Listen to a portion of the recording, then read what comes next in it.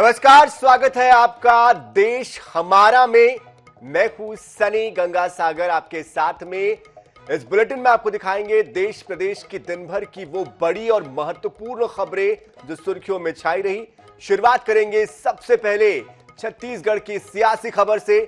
छत्तीसगढ़ में सियासी दल अब चुनाव की तैयारी में पूरी तरीके से जुट चुके हैं। बस्तर और सरगुजा से लेकर मैदानी इलाकों तक इन राजनीतिक दलों की तैयारियां नजर आ रही है। भाजपा के बड़े नेता लगातार प्रदेश का दौरा कर रहे हैं और अपने पक्ष में माहौल बनाने की कोशिश में वो जुटे हुए हैं। तो वही कांग्रेस भी सम्मेलनों के जरिए अब प्रशिक्षण शिविर लगा रही है और सम्मेलनों के बाद इस प्रशिक्षण शिविर के जरिए अपने कार्यकर्ताओं को बूस्ट अप कर रही है।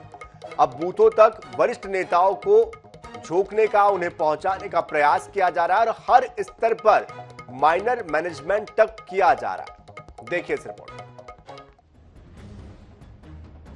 छत्तीसगढ़ के सियासी मुकाबले में फतह हासिल करने भाजपा और कांग्रेस ने पूरी ताकत झोंक दी है। भाजपा का स्थानीय नेतृत्व जहां राज्य सरकार को घेरने में जुटा है, वहीं राष्ट्रीय नेता प्रदेश में आकर अपनी पार्टी के लिए माहौल बनाने का प्रयास भी कर रहे हैं। बीते दिनों गृह मंत्री अमित शाह ने दुर्ग में सभा को संबोधित किया। अब भाजपा अध्यक्ष जेपी नड्डा की 30 जून को बिलासपुर में सभा होगी, जबकि 1 जुलाई को कांकेर में रक्षा मंत्री राजनाथ सिंह सभा करेंगे।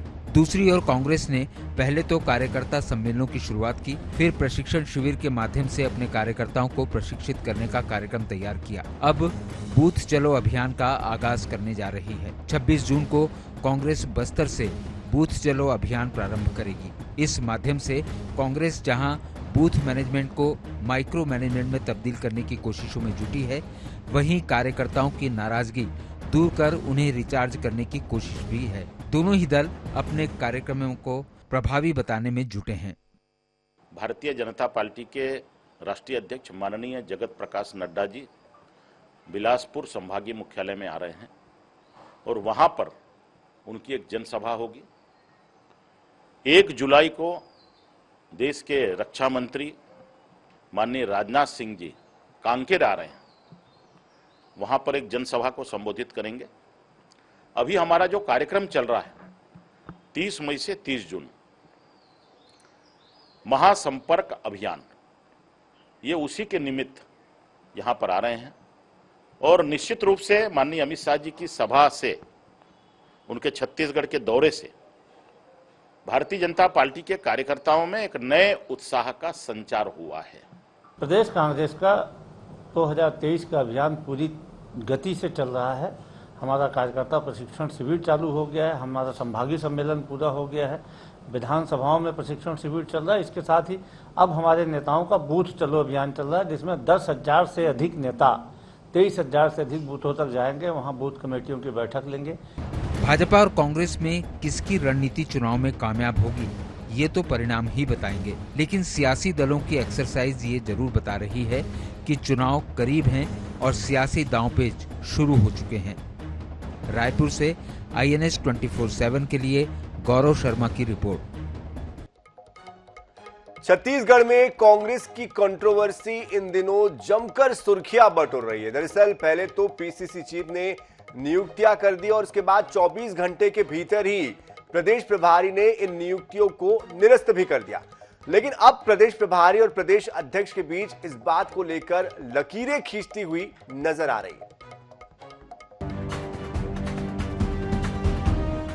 छत्तीसगढ़ में कांग्रेस की प्रदेश प्रभारी कुमारी शैलजा सत्ता और संगठन में बेहतर तालमेल के लिए लगातार प्रयास कर रही है, लेकिन अब प्रदेश प्रभारी और प्रदेश अध्यक्ष के बीच की लकीरें खींचती नजर आ रही है। पहले तो PCC चीफ मोहन मरकाम ने प्रदेश प्रभारी को विश्वास में लिए बगैर पदाधिकारियों के बदलाव का आदेश जारी कर दिया।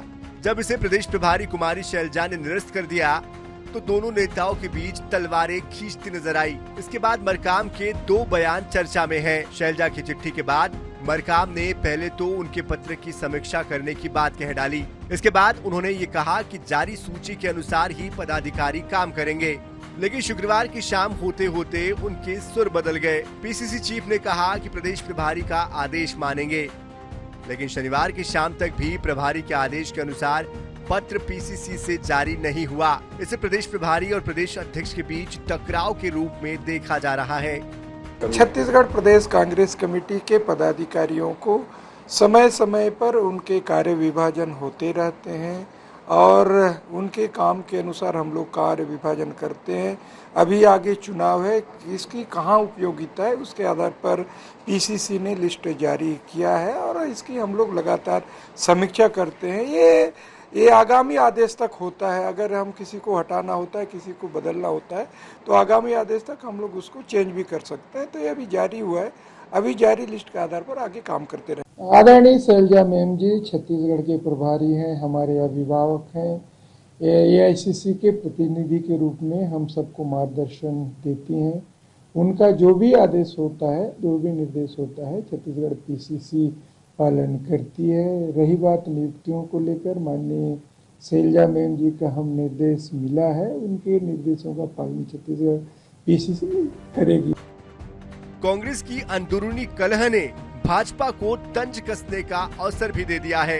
इस विषय पर नेता प्रतिपक्ष नारायण चंदेल कहते हैं, कांग्रेस में नेताओं के बीच आपस में संवाद ही नहीं है, इसी वजह से ऐसी स्थिति आती है। देखिए, कांग्रेस की जो आंतरिक स्थिति है, हमने पहले भी कई बार कहा है, वो इस प्रकार से है क्योंकि कांग्रेस के अंदर नेताओं में, मंत्रियों में आपस में संवाद नहीं है, किसी नेताओं में संपर्क नहीं है। जब बड़े नेताओं में इतनी गुटबाजी है तो निचले स्तर पर क्या स्थिति होगी कांग्रेस की, ये आप समझ सकते हैं। चुनावी साल में कांग्रेस की नियुक्ति विवाद ने दिग्गजों के बीच समन्वय की कमी को उजागर किया है। कांग्रेस को जानने वालों का कहना है कि भले ही पीसीसी चीफ ने प्रदेश प्रभारी का आदेश मानने की बात कही हो, लेकिन आदेश जारी ना करने से समझ में आ रहा है कि पिक्चर अभी बाकी है। INS 24/7 के लिए रायपुर से गौरव शर्मा की रिपोर्ट। छत्तीसगढ़ में सड़कों को लेकर खूब राजनीति होती रही है। पिछले साल मुख्यमंत्री भूपेश बघेल की नाराजगी के बाद खराब सड़कें सुधरी तो है, लेकिन अब भी कुछ इलाकों में, खासकर शहरों में सड़क पर चलने वालों को अब भी राहत नहीं है। राजधानी रायपुर की ही बात कर ली जाए तो यहाँ जितने गड्ढों से परेशानी नहीं है, उससे ज्यादा गड्ढों को नहीं पाटने या ढंग से समतल नहीं करने की वजह से लोग परेशान हैं। वैसे सरकार का यह भी कहना है कि सड़कों पर खूब काम हो रहा है।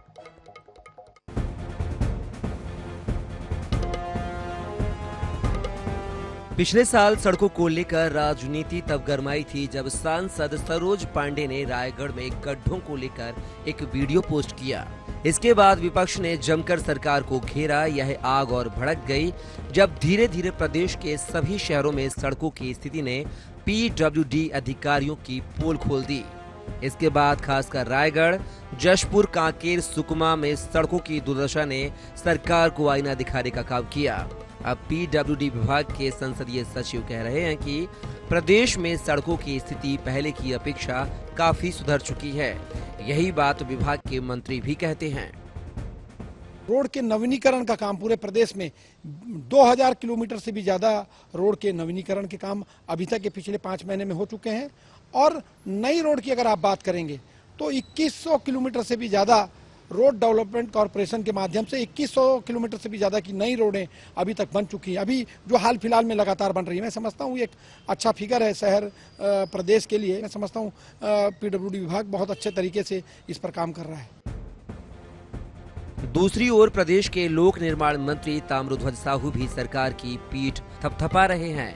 ताम्रध्वज साहू का कहना है कि प्रदेश में नई सड़कों के बनने से लोगों की सुविधाएं बढ़ी हैं। पुराने और जर्जर सड़कों को सुधार दिया गया है। अब सड़कों की स्थिति काफी बेहतर है। आज की तारीख पे कोई व्यक्ति ये नहीं कह सकता कि यहाँ सड़क खराब है। निर्माण करते समय उखाड़ते हैं, बनाने के लिए वो जरूर खराबी रहता है कुछ समय के लिए, लेकिन अब हम लोग पूरी तौर पर, चाहे ब्रिज की बात हो, सड़कों की बात हो, पूरे छत्तीसगढ़ में जाल बिछा चुके हैं। अधिकतर हम लोगों ने सिंगल लेन को 2 लेन सड़कों में परिवर्तित भी कर दिया है। इसलिए मैं समझता हूँ ये हमारे सड़कों के मामले में और छत्तीसगढ़ प्रदेश के लिए स्वर्णिम अवसर है। सरकार चाहे जो दावा करे, खराब सड़कों की मार शहर के लोग भी झेल रहे हैं।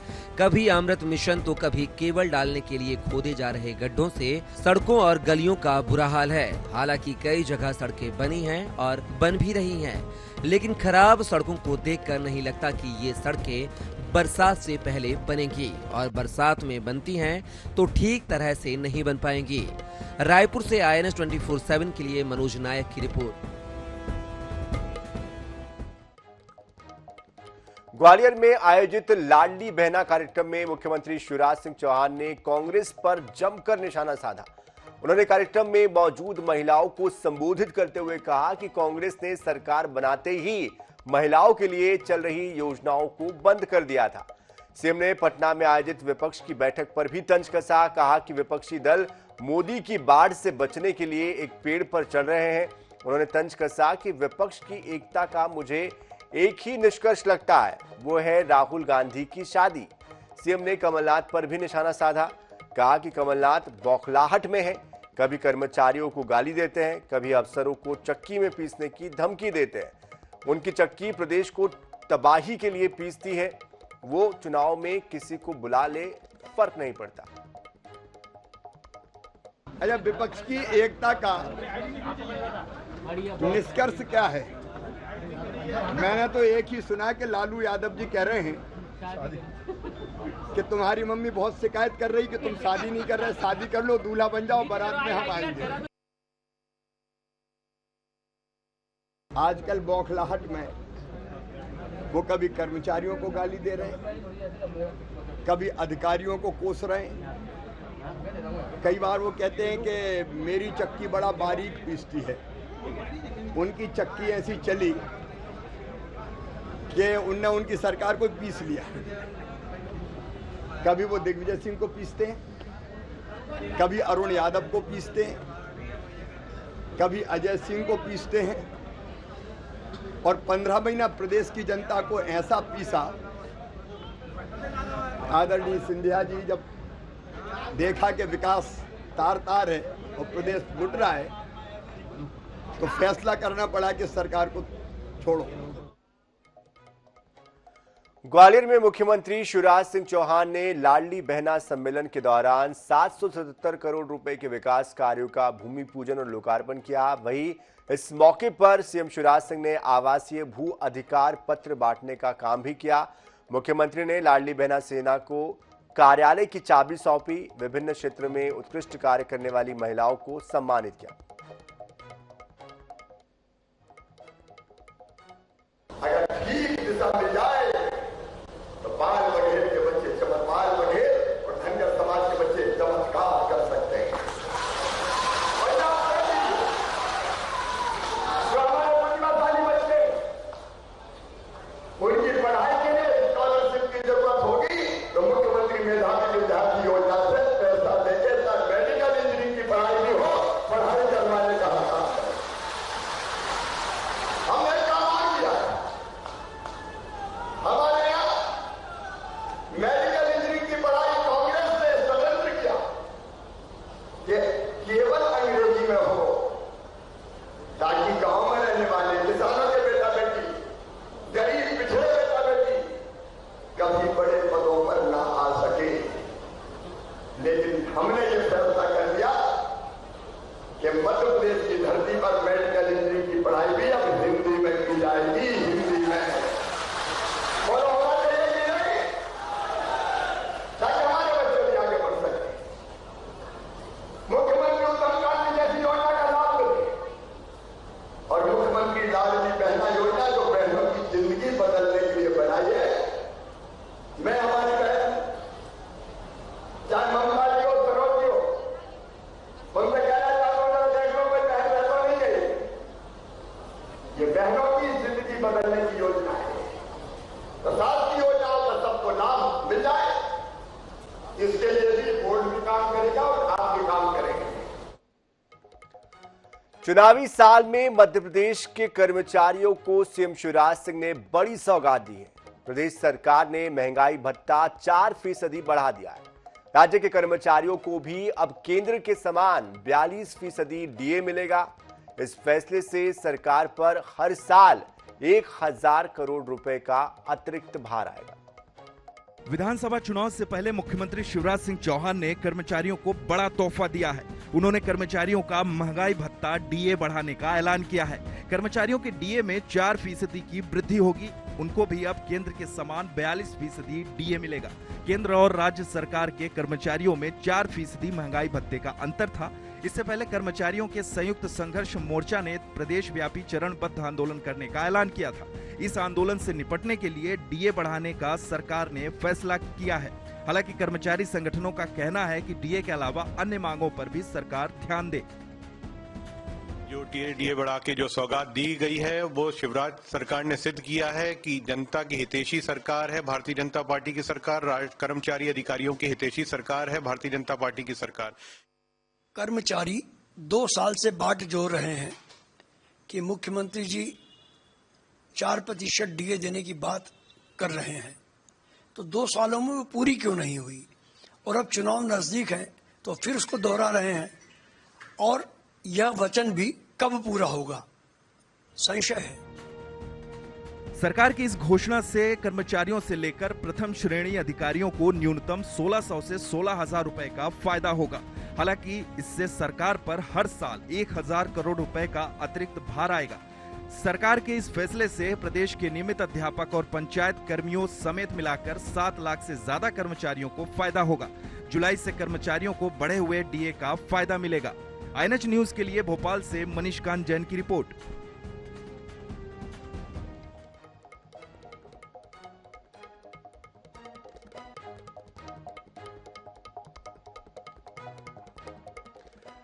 INH 24/7 और हरी भूमि के खास कार्यक्रम संवाद 2023 का आयोजन 25 जून को धार में होने जा रहा है, जिसमें कि प्रदेश के उद्योग मंत्री राज्यवर्धन सिंह, बीजेपी के वरिष्ठ नेता और पूर्व केंद्रीय मंत्री विक्रम वर्मा, कांग्रेस के वरिष्ठ नेता और राष्ट्रीय सचिव महेंद्र जोशी सहित प्रदेश और मालवा क्षेत्र के दिग्गज नेता इस कार्यक्रम में शिरकत करेंगे।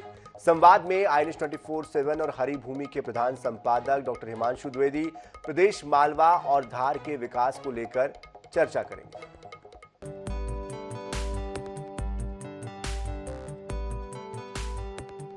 मध्य प्रदेश के मालवा का खूबसूरत जिला धार, जो ऐतिहासिक इमारतों के लिए जाना जाता है। मांडू धार की शान है। धार में हिंडोला महल, जहाज महल, रूपमती महल, बाग गुफाएं और ना जाने कितनी ही इमारतें हैं जो सदियों का इतिहास अपने में समेटे हैं। धार में भोजशाला भी है। मतलब साफ है कि धार किसी पहचान का मोहताज नहीं है। इसी धार में INH 24/7 हरी भूमि 25 जून को करने जा रहा है अपना विशेष कार्यक्रम संवाद 2023। मध्य प्रदेश के विकास पर होगी बातचीत। प्रदेश सरकार के मंत्री राज्यवर्धन सिंह से होगी बात। मालवा के विकास पर भी होगी चर्चा। पूर्व केंद्रीय मंत्री विक्रम वर्मा करेंगे विकास पर संवाद। धार के विकास पर भी होगी स्पेशल चर्चा। स्थानीय सांसद और विधायक रखेंगे विचार। विपक्ष के नेता भी विकास पर रखेंगे अपनी बात। कांग्रेस के राष्ट्रीय सचिव महेंद्र जोशी रखेंगे विपक्ष का पक्ष। INH 24/7 हरी भूमि के प्रधान संपादक डॉक्टर हिमांशु द्विवेदी करेंगे सवाल। INH 24/7 हरी भूमि के कार्यक्रम में आने वाले मेहमान संवाद 2023 को लेकर उत्साहित हैं। सभी को भरोसा है कि कार्यक्रम में विकास पर सार्थक बात होगी। 2023 के संवाद कार्यक्रम में जो 25 जून को निर्धारित है, INH हरी भूमि के द्वारा ये कार्यक्रम किया जा रहा है। 25 जून को मैं उपस्थित रहूंगा। सभी से आग्रह है कि इसमें ज़्यादा से ज़्यादा लोग इसको सुने। जो INH और हरी भूमि के द्वारा ये संवाद कार्यक्रम किया जा रहा है, जिसमें देश भर के लोग हिस्सा लेंगे और उसमें वो भी बहुत से लोग होंगे जिन्होंने आपातकाल के और उस संकट को झेला है। मैं हरी भूमि के इस प्रयास के लिए उनको बहुत शुभकामनाएं और INH को बहुत बहुत शुभकामनाएं देता हूं कि उन्होंने बहुत एक राष्ट्रीय मुद्दा और ख़ास तौर पर देश की युवा पीढ़ी को उस काले अध्याय से अवगत कराने का प्रयास करने जा रहा है। और मैं जानता हूं कि डॉक्टर हिमांशु द्विवेदी का संवाद सार्थक ही होता है, इसलिए इसकी सार्थकता को दृष्टिगत रखते हुए कल मैं भी उस संवाद में शामिल हो सकूंगा, ये मेरा सौभाग्य। मैं आप सभी से ये उम्मीद करता हूँ और प्रार्थना करता हूँ कि हाँ, लोकतंत्र का जो चौथा स्तंभ है उसमें INH हरिभूमि की एक महत्वपूर्ण भूमिका है। तो हो जाइए तैयार, मेहमान तैयार है मंच पर सवालों का सामना करने के लिए। धार शहर को भी है आपका इंतजार। विकास पर संवेदनशील चर्चा सुनने के लिए तैयार। INH 24/7 हरी भूमि को भी रहेगा आपके साथ का इंतजार। तो फिर 25 जून को दोपहर 3 बजे पहुंचिए क्रांति पैलेस गार्डन। यहीं से निकलेगी प्रदेश मालवा और धार के विकास की नई राह। Bureau report, INH 24/7। तो इसी के साथ इस बुलेटिन में इतना ही। ताजा खबरों के लिए, अपडेट्स के लिए आप बने रहिए INH 24/7 के साथ। नमस्कार।